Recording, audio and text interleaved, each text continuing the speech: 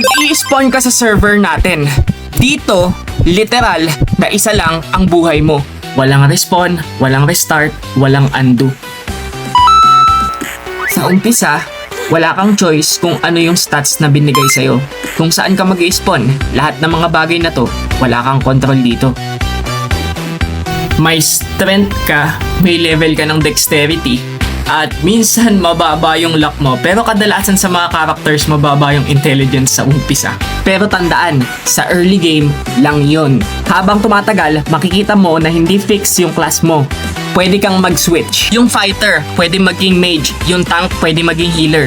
Minsan, kahit anong class yung piliin mo or pag-switchan mo, matututo ko pa rin ng mga bagong combo moves na ikaw lang may alam. Kasi pinaghalo-halo mo lahat ng mga experience na ikaw lang nakadanas. Yung mga NPC na makakasalubong mo, makakasalumuha mo, minsan akala mo background characters lang sila. Pero hindi mo alam, sila pala yung mga magbibigay ng quest na makakapagpa-level up sa'yo.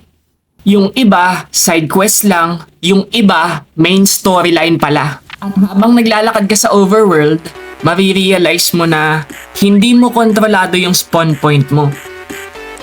Pero kontrolado mo kung saan ka pupunta.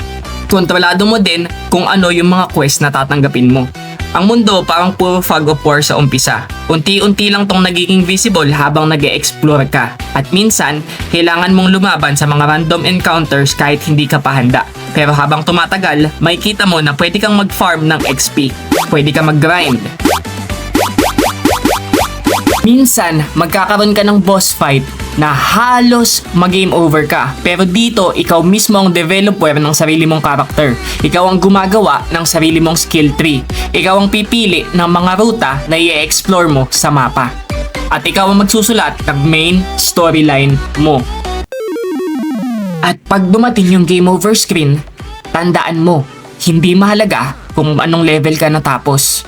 Ang mahalaga kung papaano ka naglaro.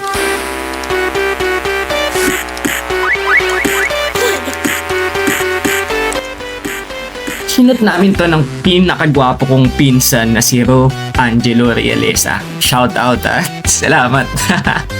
Ang location natin dito, Santa Maria, Laguna. Mainly sa 7 Up Hills. Rating ko sa 7 Up Hills, 7 out of 10. Very comfortable puntahan. Maliban dun sa paglagpas, yung puro bato na, yung putol yung daan. Di ko alam kung anong tawag dun pero basta i-expect mo na hindi kumpleto yung daan kapag bubutas ka pa infanta. Maraming salamat nga din pala dun sa magjowa na pumayag na i-direct ko sila para sa isang shot. Sobrang libang natin, nalimutan ko kunin yung pangalan at social media nyo para maitag kayo. Sorry. At yun lamang. Salamat sa pagbibigay ng oras sa mga video ko. At kaya kahapon, nood ka ulit bukas